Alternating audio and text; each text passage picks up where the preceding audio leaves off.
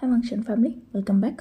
बहुत लंबा गैप हो गया जिसके लिए I am really sorry. Let's start new chapter.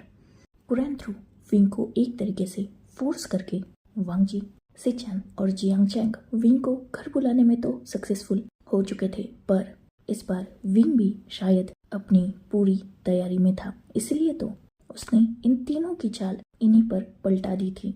Wing का काउंटर इतना स्ट्रॉन्ग था कि कुरैन का सपोर्ट होने के बावजूद वांग जी जो हासिल करना चाहता था उसे वो हासिल नहीं हुआ था।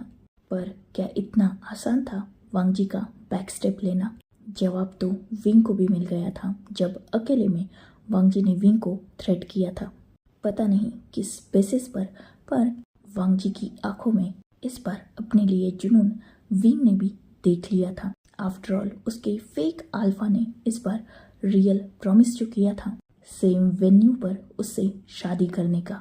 ऑब्वियसली विंग भी वांग जी को डिफीट करना जानता था, इसलिए इस बार शायद वो रिलैक्स था। नेक्स्ट डे मॉर्निंग सब ब्रेकफास्ट टेबल पर बैठे हुए थे और सबका ध्यान कहीं ना कहीं वांग जी पर था, क्योंकि वांग जी बहुत शांत नजर आ रहा था।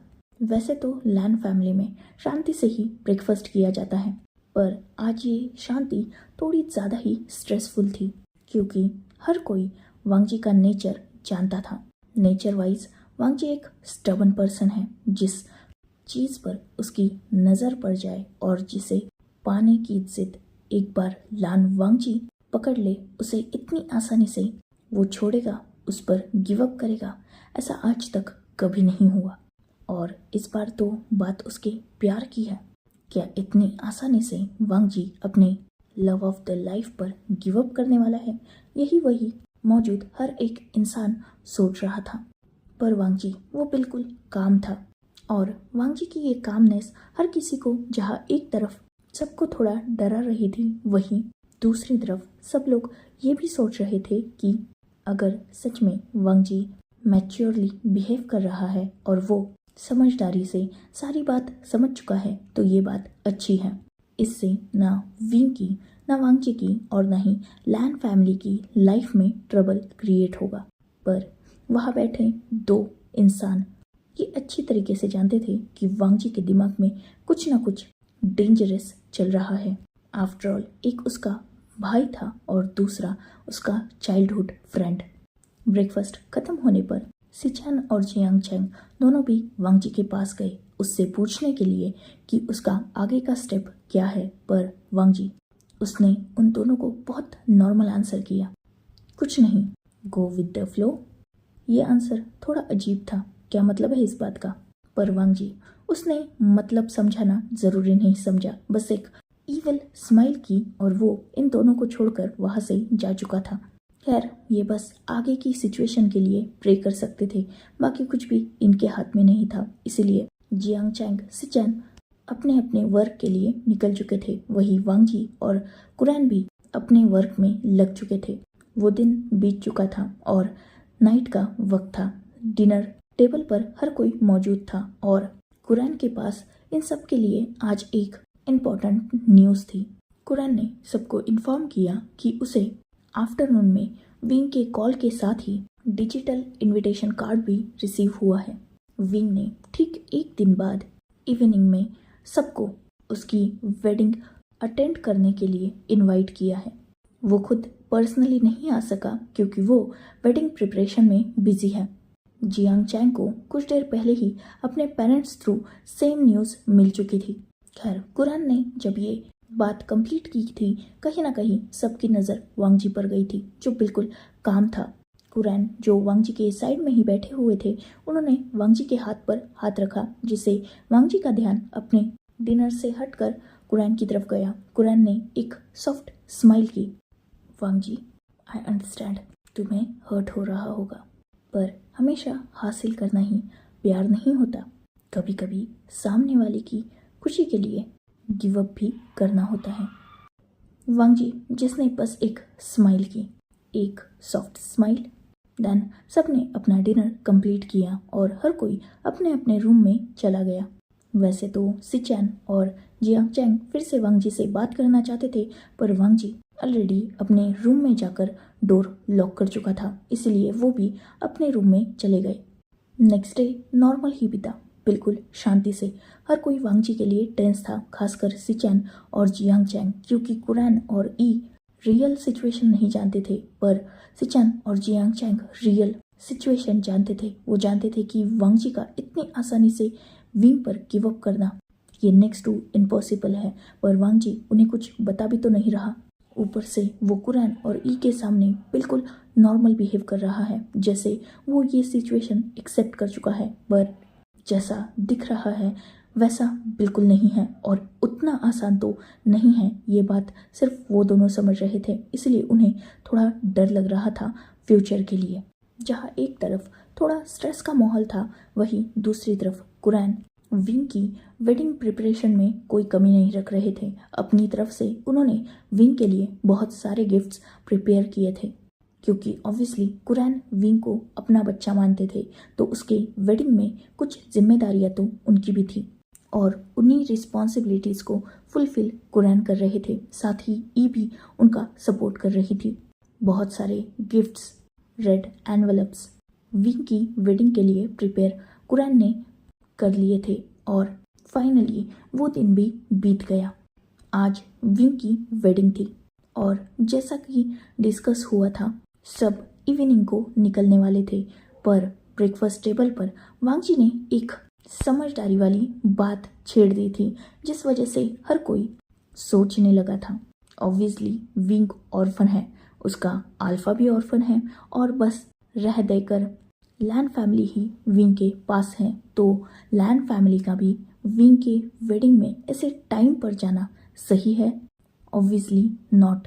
फैमिली वेडिंग में पहले इंक्लूड होती है ताकि वो वेडिंग की थोड़ी बहुत प्रिपरेशन करने में हेल्प करवा सके और इससे विंग को भी लगेगा कि उसकी सच में कोई फैमिली है। ऐसे टाइम पे जाना बिल्कुल गेस्ट की तरह ये सही नहीं लगता। वांगजी की ये बात लॉजिकली सही थी। इस बारे में जहाँ एक तरफ कुरैन और ई सोचने लगे थे, वही वांगजी जो अपने ऊपर सिचैन और जियांग चैंग की नज़रें फील कर सकता था, उसने बस अपने हेड को कुरैन की तरफ से सिचैन और चैंग की तरफ किया और एक ईवल स्माइल की। ये दोनों समझ चुके थे कि वांगजी ने ऑलरेडी अपना पूरा प्लान सेट करके रखा है। खैर, वो बस वांगजी के नेक्स्ट स्टेप का इंतज़ार कर सकते थे। कर तो वो दोनों कुछ नहीं सकते थे, वांगजी को रोकना ये नेक्स्ट टू इम्पॉसिबल था। खैर, फाइनली वांगजी की ये लॉजिकल बात कुरैन और ई को सही लगी, इसलिए वो भी इस बात के लिए मान गए जो कुरैन और लैन फैमिली साथ ही जियांग फैमिली इवनिंग में विंग के वेडिंग के लिए जाने वाली थी।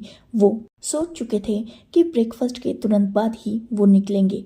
ऑब्वियसली जियांग चैंग ने जियांग फैमिली को भी इन्फॉर्म कर दिया था।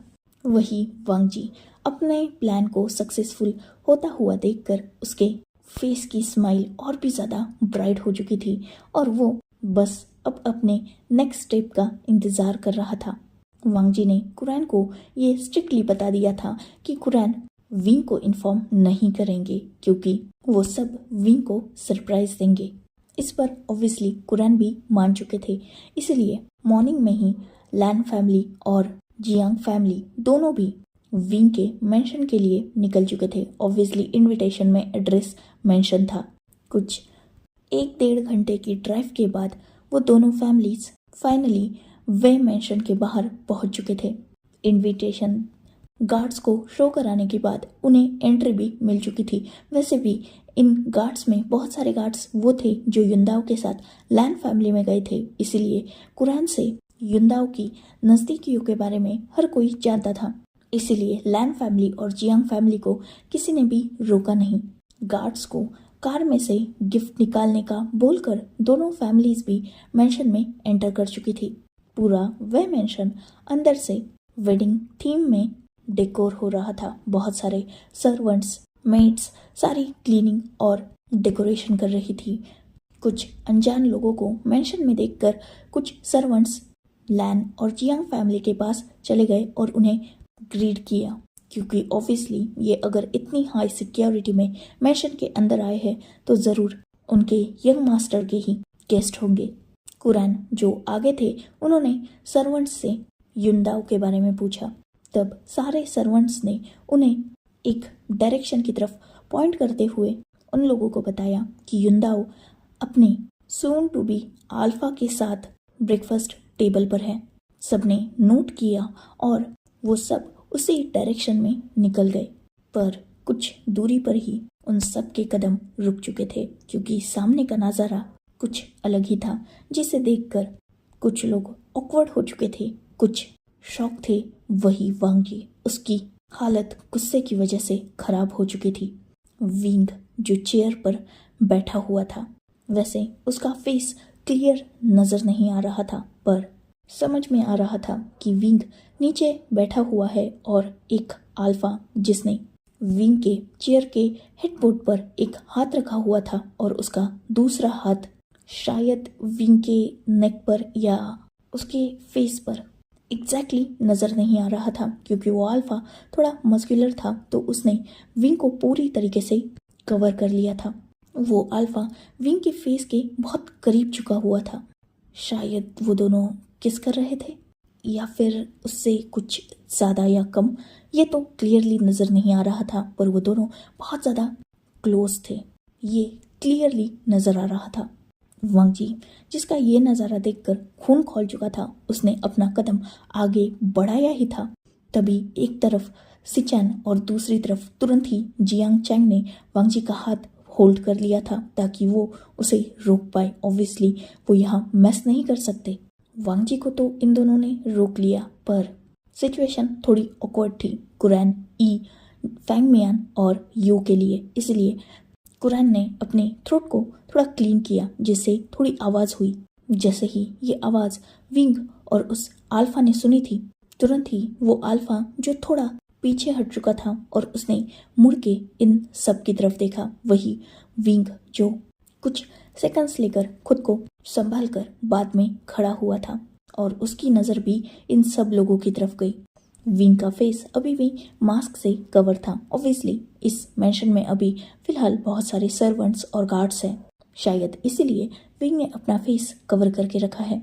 हमेशा की तरह उसकी आई साइड और फोरहेड और चीक का थोड़ा हिस्सा मास्क से कवर था। विंग के साथ साथ उस अल्फा की नज़र भी इन लोगों की तरफ जा चुकी थी, जिस वजह से ये सब लोग भी उस अल्फा का क्लियर फेस देख सकते थे। ऑब्वियसली उस अल्फा ने अपना फेस कवर करके नहीं रखा था। वो अल्फा एक स्ट्रॉन्ग, हैंडसम, मस्कुलर पर्सनैलिटी था। विंग के साथ खड़ा था, तो हाँ, उन दोनों की जोड़ी ठीक लग रही थी। वो अल्फा जो इन लोगों को बहुत सस्पिशियसली देख रहा था, ऑब्वियसली उसे शायद नहीं पता था कि ये लोग कौन हैं और डायरेक्टली इस मेंशन में कैसे आ चुके हैं। ये सवाल उसकी नज़र में ही था। वो आगे बढ़ने ही वाला था, तभी विंग ने उसका हाथ पीछे से होल्ड कर लिया। तुरंत ही वो अल्फा मुड़कर विंग की तरफ देखने लगा था। विंग ने उसकी एक बाजू को होल्ड किया और वो इन लोगों की तरफ आने लगा। वो अल्फा जो थोड़ा कंफ्यूज लग रहा था, उसने भी विंग को जस्ट फॉलो किया। विंग इन सब लोगों के सामने आया और उसने सबका वार्मली वेलकम किया। वो अल्फा जो शांत खड़ा था, उसने भी बस सामने वाले लोगों को ग्रीट किया। विंग ने स्माइल के साथ उस अल्फा की तरफ देखा और सबको बाद में एक प्यारी सी स्माइल दी। जिन जिशुन, यही वो अल्फा है। कुरैन और सब ने नोट किया, पर वांग जी उसका ध्यान विंग की बात से ज्यादा विंग और उस अल्फा के हाथ की तरफ था। गुस्सा आ रहा था उसे बहुत ज्यादा, पर थैंक गॉड सिचैन और जियांग चैंग उसके दोनों साइड में खड़े थे और वो वांग जी के गुस्से को रोक रहे थे। विंग ने उस अल्फा की तरफ देखा और स्माइल से कहा, ये मेरे अंकल हैं और उनकी फैमिली, ये भी हमारी वेडिंग को अटेंड करने वाले हैं। उस अल्फा ने जस्ट नोट किया और उन सबको वेलकम किया अपनी वेडिंग में। सब ने नोट किया। उस अल्फा ने सबकी तरफ देखा और ब्रेकफास्ट पे सबको ज्वाइन करने के लिए बोला, पर सब ने ऑब्वियसली इनकार कर दिया क्योंकि ऑलरेडी सब ब्रेकफास्ट करके आए थे। उस अल्फा ने भी नोट किया एंड देन वो विंग की तरफ मुड़ा। मुझे कुछ वर्क है, मैं 1-2 घंटे में आता हूँ, तब तक तुम सारी प्रिपरेशन देख लो। विंग जिसने नोट किया और उसने उस अल्फा का हाथ छोड़ दिया। जिशुन जो वहां से जाने के लिए निकल चुका था, पर कुछ दूरी पर वो रुक गया और उसने विंग को अपने पास बुलाया, मतलब युंदाओ को। युंदाओ भी उसके पास गया और उस अल्फा ने युंदाओ की तरफ देखा, एक स्माइल किया और उसे हक किया। कुछ सेकंड्स बाद वो युंदाओ से अलग हुआ और उसने युंदाओ के फोरहेड पर किस किया, एक ब्यूटीफुल स्माइल। देन वो अल्फा पलट के वहां से निकल गया। सबने ये क्लियरली देखा था, पर विंग का फेस दूसरी शायद डायरेक्शन में था, जिस वजह से विंग का फेस किसी को नजर नहीं आया था। खैर, कुरान को ये देखकर अच्छा लग रहा था कि वो अल्फा विंग की इतनी केयर कर रहा है, ये अच्छी बात थी। वही विंग कुछ पल बाद पलटा और वो दोनों फैमिलीज के पास आया। उसने दोनों फैमिलीज को लिविंग हॉल में बैठाया एंड देन उसने उन लोगों से कुछ बातें की, नॉर्मल बातें। साथ ही कुरान और फैंग मियान ने विंग को वो सारे गिफ्ट्स भी दे दिए थे जो वेडिंग में उन दोनों की तरफ से प्रिपेयर हुए थे, दोनों फैमिलीज की तरफ से। विंग जिसके फेस पर स्माइल आ चुकी थी, क्योंकि ऑब्वियसली इन दोनों फैमिलीज ने उसके लिए ज़रूरत से ज़्यादा ही किया था। वो सब अभी बातें कर ही रहे थे, तब तक वहाँ एक अलग पर्सन ने एंटर किया था। ऑब्वियसली इस पर्सन को यहाँ मौजूद हर एक इंसान जानता था। ये विंग का सिक्योरिटी हेड और साथ ही उसका राइट हैंड शुयांग था, जिससे ऑलरेडी ये लोग मिल चुके थे। शुयांग ने विंग को वर्क के लिए अपने साथ आने को बोला और विंग ने भी नोट किया। लैन फैमिली और जियांग फैमिली को यह कंफर्टेबल रहने का बोलकर कुछ सर्वेंट से उसने इन लोगों के लिए रूम्स प्रिपेयर करने का बोला और वो खुद वहाँ से शुयांग के साथ निकल गया। पर वांग जी वो विंग से बात करना चाहता था और ये बात सिर्फ तब तक हो सकती है जब तक उसका वो सो कॉल्ड अल्फा यहाँ मौजूद नहीं है। साथ ही वांग जी के दिमाग में एक और बात भी थी, यहाँ युआन नहीं था, जिस बारे में भी वांग जी को विंग से बात करनी थी। वो बात करने भी वाला था, पर बीच में ही शुयांग आ चुका था, जिस वजह से वो बात वांग जी की पेंडिंग थी। तो अब उसने एक और ट्रिक प्ले की। ऑब्वियसली विंग के ऑर्डर पर वहाँ बहुत सारे सर्वेंट आ चुके थे जो इन लोगों के लिए रूम प्रिपेयर करने वाले थे। सब उन सर्वेंट्स के साथ जाने ही वाले थे, तभी वांग जी ने सिचैन और जियांग चैंग को रोक दिया। साथ ही उन लोगों के लिए जो सर्वेंट थे वो भी रुक गए। वांग जी ने सर्वेंट्स की तरफ देखा और कहा, एक्चुअली मुझे मेंशन का टूर करना है। वो सर्वेंट जो एक दूसरे की तरफ देख रहे थे, क्योंकि ऑब्वियसली उन्हें नहीं पता था कि उन्हें इस बात का क्या जवाब देना है, पर तुरंत ही पीछे से आती एक आवाज ने उन सर्वेंट को आगे की बात समझा दी थी। पीछे मुड़कर जब वांग जी, सिचैन और चैंग ने देखा, तब पीछे शाओ शिनचैन खड़ा था, वही ओमेगा जिसने फर्स्ट टाइम विंग बनने का प्रिटेंड किया था। ऑब्वियसली ये विंग का नेक्स्ट असिस्टेंट था। जैसे ही शाओ शिनचैन की परमिशन सर्वेंट्स को मिली थी, उन्होंने भी नोट किया और वो सर्वेंट्स इन तीनों को लेकर जाने ही वाले थे, तभी फिर से शाओ शिनचैन ने ही उन सर्वेंट्स को रोक दिया और उन्हें अपना काम करने का बोला और ये डिसाइड किया कि मेंशन का टूर वो खुद कराएगा इन तीनों को। इस बात से ऑब्वियसली इन तीनों को कोई प्रॉब्लम नहीं थी, क्योंकि वैसे भी सिचैन और चैंग तो जबरदस्ती घूमने वाले थे। वांग जी को काम था मेंशन में, इन दोनों को नहीं, इसीलिए ये तो बस वांग जी को कंपनी देने के लिए मान चुके थे। खैर, शाओ शिनचैन तुरंत ही इन्हें मेंशन का टूर कराने के लिए लेके जाने लगा और ये तीनों भी उसके पीछे पीछे निकल गए। शाओ शिनचैन जो इन्हें मेंशन के बारे में भी बता रहा था, साथ ही वेडिंग प्रिपरेशन के बारे में ही वांग जी शाओ शिनचैन से पूछ रहा था, तो वो उस बारे में भी इंफॉर्मेशन दे रहा था, क्या हुआ है, कहाँ तक हुआ है, ये सारी बातें। साथ ही वांग जी बहुत ध्यान से देख रहा था कि गार्ड्स कितने हैं, कहाँ है। हो सकता है फ्यूचर में ये इंफॉर्मेशन उसके लिए काम आ जाए, इसीलिए वो हर एक चीज़ बहुत बारीकी से देख रहा था। ऐसे ही मेंशन में घूमते घूमते वो चारों भी फिलहाल ऊपर के फ्लोर पर थे। शिनचैन जो ऑलरेडी इन तीनों को बता चुका था कि आगे विंग का मतलब युंदाओ का स्टडी रूम है।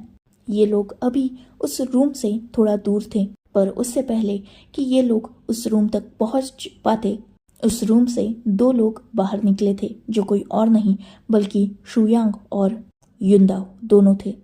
उन दोनों का ध्यान भी इन लोगों की तरफ नहीं था। वो दोनों अपनी अपनी बातों में थोड़ा ज़्यादा ही इंक्लूड थे।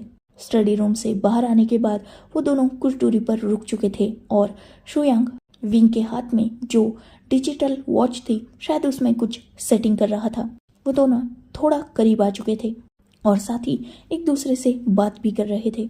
ये देखते ही वांगजी, जिसका फिर से पारा चढ़ चुका था, ये उसका ओमेगा मतलब जो बनने वाला है, वो हमेशा किसी ना किसी अल्फा के इतने क्लोज क्यों जाता है। पर इस बार सिचुएशन सही मिल चुकी थी वांगजी को, क्योंकि ऑब्वियसली एक विंग का सिक्योरिटी हेड है, दूसरा असिस्टेंट है, तीसरा उसका ब्रदर है, चौथा बेस्ट बडी और विंग खुद यहाँ है।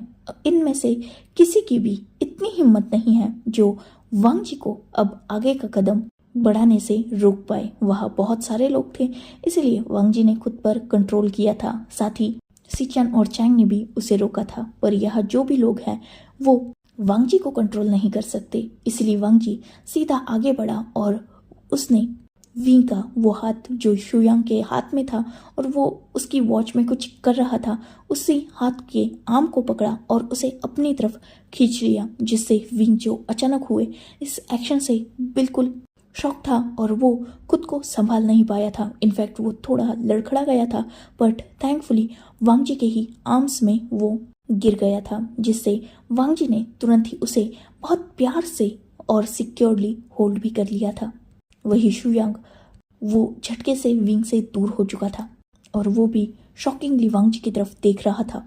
वांगजी जिसने शुयांग को एक एंग्री लुक दिया, देन उसने विंग की तरफ देखा। विंग जो खुद को अब तक संभाल चुका था, उसने एक नज़र वांगजी की तरफ देखा, देन उसने शुयांग की तरफ देखा। उसने शुयांग को सिर्फ नोट किया, जिससे शुयांग भी 2 कदम दूर हुआ और उसने विंग की तरफ जस्ट देखा।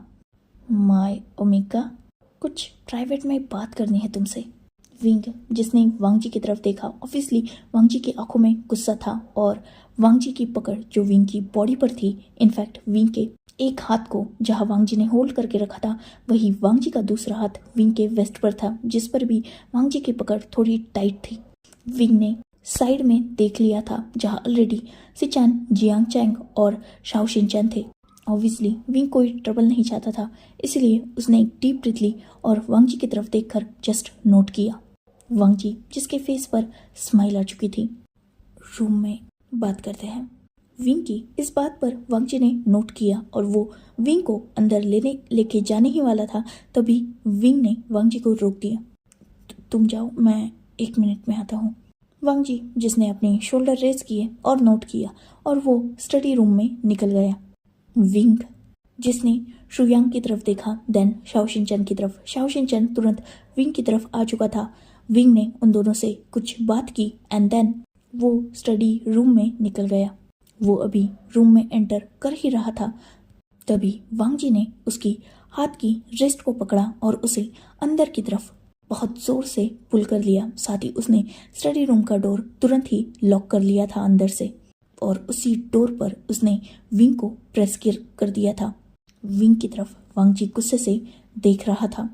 विंग जो वांगजी से अपना हाथ पीछे छुड़ाने की कोशिश कर रहा था। ये जैसे ही वांगजी ने देखा, उसने एक स्मिक किया। वही विंग जो वांगजी की तरफ ही देख रहा था, उसने अपनी आवाज को बिल्कुल शांत रखा था। Mister Lan, please behave. जैसे ही वांगजी ने बात सुनी थी, उसकी फेस का स्मिक तो जा चुका था। इनफैक्ट उसे अब गुस्सा आ रहा था। उसने अपने दूसरे हाथ को सीधा विंग के नेक पर रखा और दूसरे ही पल वांगजी के लिप्स विंग के लिप्स पर थे और वो विंग को बहुत पैशनेट और ब्रूटल किस कर रहा था। वही विंग जो वांगजी को पीछे की तरफ पुश करने की कोशिश कर रहा था, पर वांगजी की स्ट्रेंथ ऑब्वियसली विंग से ज़्यादा थी और दूसरी बात, वांगजी बहुत ज़्यादा फोर्स विंग पर यूज कर रहा था। ना विंग वांगजी को हटा पाया था और ना वांगजी ने विंग से बैक स्टेप लिया था। तब तक तो नहीं जब तक विंग को ब्रीदिंग में प्रॉब्लम नहीं हुई। कुछ देर बाद वांगजी ने विंग को छोड़ दिया। विंग जो हैवी ब्रीथ कर रहा था, वही वांगजी खुद भी डीप ब्रीथ कर रहा था और उसकी नज़र विंग की तरफ थी जो खुद नज़रें झुकाए हुए था। कुछ देर बाद वांग जी जो स्टेबल हुआ और उसने विंग की जॉ को ग्रैब किया। उसने विंग के फेस को ऊपर किया। वो दोनों भी एक दूसरे की आंखों में देख रहे थे। मिस्टर लैन नहीं, आल्फा। और अपने आल्फा को ये मत सिखाओ कि उसे तुम्हारे साथ कैसे बिहेव करना है। ये तुम्हारा अल्फा बहुत अच्छी तरीके से जानता है। My omega. विंग जिसने जैसे ही वांग जी की बात सुनी थी उसे थोड़ा गुस्सा आया था, फिर भी उसने खुद को हो सके उतना काम किया। उसने वांग जी को एक पुश से अपने आप से थोड़ा दूर किया और ऑब्वियसली वांग जी की पकड़ भी विंग पर थोड़ी लूज थी, इसलिए वो भी विंग से दूर हट गया। मिस्टर लैन, आपकी आंखों के सामने रियलिटी है, फिर भी आप उसे एक्सेप्ट नहीं करना चाहते। विंग जो वांग जी से ये सारी बातें कामिंगली बोल रहा था, वांग जी ने जैसे ही ये सुना वो विंग के एक और कदम करीब गया। जैसे ही ये विंग ने देखा वो उस डोर से हट चुका था, क्योंकि ऑब्वियसली वांग जी फिर से उसके साथ कुछ अलग कर सकता है, ये बात विंग भी समझ चुका था। इसीलिए उसने थोड़ा वांग जी से डिस्टेंस रखना ही सही समझा। वांग जी ने ये देखकर स्मिक किया और उसने विंग के सवाल का जवाब दिया। तो क्या मेरा ओमेगा मुझे रियलिटी चेक देना चाहता है? इमेजिनेशन में आप जिसे अपना ओमेगा मान रहे हैं वो चंद घंटों में किसी और का होने वाला है। बेटर होगा मिस्टर लैन कि आप इस सच्चाई को एक्सेप्ट कर ले। वैसे भी जैसा कि मैंने आपकी फैमिली को कहा था, वो मेरा फर्स्ट लव। इससे आगे वांग जी ने विंग को बोलने नहीं दिया था। वांग जी ने विंग की वेस्ट पर हाथ रखा और उसे अपनी तरफ पुल किया, जिससे विंग फिर एक बार वांग जी के आर्म्स में स्टक हो चुका था। विंग ने अपने दोनों हाथों को वांग जी के चेस्ट पर रखा और वो उसे पीछे की तरफ पुश करने लगा, पर वांग जी जो ऑलरेडी गुस्सा था उसने विंग की स्ट्रगल को देखा। देन उसने पीछे की तरफ विंग को सीधा पुश कर दिया और पीछे जो काउच था विंग उस काउच पे जाके गिर गया। विंग जो इससे पहले कि उठ पाता, वांग जी उस काउच के दोनों साइड पे हाथ रख के विंग को अपने दोनों हाथों से लॉक कर चुका था और उसका एक पैर विंग के दोनों लेग्स के बीच में था, जिससे विंग वहां से उठ भी नहीं सकता था। First love. देखा मैंने नीचे, कुछ ज़्यादा ही क्लोज नहीं हो तुम दोनों। वैसे एक बात बताओ माय ओमेगा, इतनी आसानी से किसी को भी अपने पास आने के लिए अलाउ कैसे कर देते हो तुम? पहले मैं, देन वो और देन वो तुम्हारा सिक्योरिटी हेड। ये सुनते ही विंग को गुस्सा आ चुका था और उसने वांग जी का नाम बहुत गुस्से से लिया था। ऑब्वियसली इस बार विंग की आंखों में कामनेस नहीं बल्कि गुस्सा था। वो सोच रहा था कि वो वांग जी को कामली हैंडल करेगा, पर वांग जी इस बार अपनी हद कुछ ज़्यादा ही आगे तक क्रॉस कर चुका था, इसीलिए विंग को भी गुस्सा आया था। वांग जी जिसने एक स्मग किया विंग के गुस्से को देखकर, उसने विंग के फेस पर अपना एक हाथ रखा और उस हाथ को बहुत सॉफ्टली वो विंग के फेस पर रब कर रहा था। पर विंग जिसे इस बात से बहुत ज़्यादा गुस्सा चढ़ चुका था, उसने अपने फेस को दूसरी साइड टर्न कर लिया। मिस्टर लैन, हटिए मुझसे। मिस्टर लैन, ये वर्ड उन दोनों में विंग तब से यूज़ कर रहा था जब से उसे वांग जी की रियलिटी पता चली थी, पर ये वर्ड वांग जी को बहुत ज़्यादा ट्रिगर कर रहा था, क्योंकि ऑब्वियसली उसे आदत हो चुकी थी विंग के माउथ से वांग जी सुनने की। तो ये फॉर्मल नाम और ट्रीटमेंट उसे कहाँ पसंद आने वाला था विंग की तरफ से, इसलिए उसने विंग के नेक को पकड़ा और उसे फोर्सफुली अपनी तरफ देखने के लिए मजबूर किया। वो दोनों भी एक दूसरे की आंखों में देख रहे थे। विंग, ये तुम्हारे लिए लास्ट वार्निंग है, इसके बाद मैं सीधा एक्शन लूँगा। मजबूर मत करो मुझे कि मैं सच में अपनी सारी लिमिट्स क्रॉस कर दूँ। मैं मानता हूँ जो मैंने किया वो गलत था, उसकी माफ़ी मांगने के लिए भी मैं रेडी हूँ। इनफैक्ट अगर उसके लिए कोई पनिशमेंट है तो वो भी मैं एक्सेप्ट करूँगा, पर मत करो ये। ये बहुत गलत है विंग। क्या गलत है mister Lan? Wing just shut up. मैंने कहा मुझे मजबूर मत करो। ये फॉर्मेलिटी और मुझे मिस्टर लैन बुलाना बंद करो। अल्फा हूँ मैं तुम्हारा, प्यार करता हूँ तुमसे और इसमें कोई फेक या प्रिटेंड नहीं है। मैं ऑनेस्टली तुमसे प्यार करता हूँ। इनफैक्ट तुम्हारे जाने के बाद मेरा काम हो चुका था, फिर भी मैं तुम्हें और युआन को ढूंढ रहा था। रीज़न ही यही था कि मैं सच में तुमसे प्यार करने लगा था और ये बात मैं समझ चुका था, इसीलिए तुम्हें ढूंढ रहा था। जानता हूँ गलत किया है तुम्हारे साथ, पर अब सब कुछ सही करने के लिए भी मैं रेडी हूँ। मैं तुम्हें एक्सेप्ट कर रहा हूँ। मुझे रिजेक्ट मत करो या प्लीज़ विंग, प्लीज़ मुझे खुद से दूर मत करो। चाहे तो पनिशमेंट दे दो, तुम जो बोलोगे वो मैं करूँगा, पर प्लीज़ ऐसा मत करो मेरे साथ। शादी कर लो विंग मुझसे, और अगर नहीं करनी तो ओके, मुझे थोड़ा टाइम दो, मैं तुम्हें परस्यू करूँगा। तुम जो बोलोगे वो मैं सब करूँगा, पर ये शादी रोक दो। मैं छोड़ नहीं सकता विंग तुम्हें। आई स्वे, सच बोल रहा हूँ। तुम वो फर्स्ट ओमेगा हो जिसके मैं इतने करीब आया हूँ। तुम वो फर्स्ट हो जो मेरा सब कुछ बनते जा रहे हो। मैंने ये जो कुछ भी किया वो सब कुछ बस तुम्हारे साथ किया है, चाहे वो फिजिकल टच हो या फिर इमोशनल टच। आई स्वे, बस तुम अकेले हो मेरी लाइफ में जिसके मैं इतने करीब आया हूँ, इतने ज़्यादा कि अब तुमसे दूर जाने का बिल्कुल दिल नहीं कर रहा। मुझे अपनी गलती का रियलाइज़ हो चुका है विंग। तुम्हें अगर मुझे पनिश करना है तो कर लो ना, कुछ दिन, कुछ मंथ, ठीक है ना विंग, पर लाइफ टाइम तुमसे दूर नहीं हो सकता मैं। Please try to understand. Leave me Wing please. I said leave me. Wang ji जिसने विंग से अपनी पकड़ लूज कर दी थी और वो विंग से दूर हो चुका था। विंग ने उस काउच से खुद को उठाया और उसने अपने क्लोथ्स को थोड़ा ठीक किया। वो वहाँ से जाने के लिए अपने कदमों को आगे बढ़ा चुका था। वांग जी जो अभी भी वैसे ही खड़ा था। अगर ये तुम्हारा लास्ट डिसीजन है तो मुझे मजबूर मत करना विंग।